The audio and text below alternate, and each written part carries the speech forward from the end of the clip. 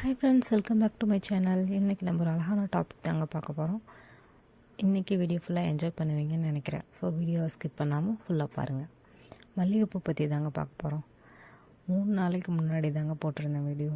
நம்ம செடியில் சரியாக பூவே எடுக்க மாட்டேங்குதுன்னு சொல்லி போட்டிருந்தேங்க. ஆனால் நம்ம வீடியோ போட்ட நேரமோ என்னவோ தெரியலைங்க, இன்றைக்கி நிறைய பூ பூத்திருந்ததுங்க. சரி, நிறைய முக்கு எடுத்திருக்கு, இந்த ஆர்வத்தில் நானும் போய் பறிச்சே தீரும்னு சொல்லி பொழுதோடைக்க கப் எடுத்துகிட்டு போய் பறிச்சுட்டு வந்துட்டேங்க. நம்ம பறிச்சுட்டு வந்த கையோட அம்மாட்ட கொடுத்துருக்கலாங்க, நீங்களே கட்டிக்கோங்கம்மான்னு சொல்லி. ஆனால் நாமளே கட்டுவோம் அப்படின்னு ஒரு ஆர்வத்தில் நானும் உட்காந்துட்டேங்க.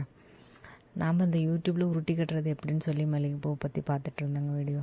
அதை நாமளும் ட்ரை பண்ண ஆரம்பித்தேங்க.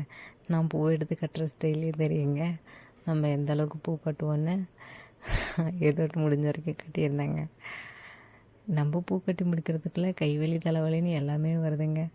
நம்ம கடையில் ஒரு நிமிஷத்தில் பூ வாங்கி தலையில் வச்சுட்டு போயிடுறோம். ஆனால் ஒரு பொறுமையாக தேவைப்படுதுங்க இந்த பூவை கட்டி முடிக்க. நம்மக்கிட்ட 4-5 வெரைட்டி பூ இருக்குங்க. அதை தனித்தனியாக எப்படிடா கட்டி முடிக்கிறதுன்னு எல்லாத்தையும் கலந்து வச்சே கட்டிட்டேங்க. ரொம்ப கஷ்டப்பட்டு தாங்க கட்டிக்கிட்டு இருந்தேன். நானும் பொழுதோடைக்கா உட்காந்துங்க. இன்னும் இருட்டியே போயிடுச்சுங்க, இன்னும் கட்டியே முடிக்கல.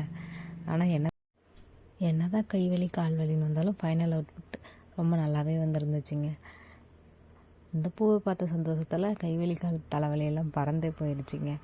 நம்மளாம் இது கட்டணுன்னு நமக்கே கொஞ்சம் சர்ப்ரைஸாக தாங்க இருந்தது.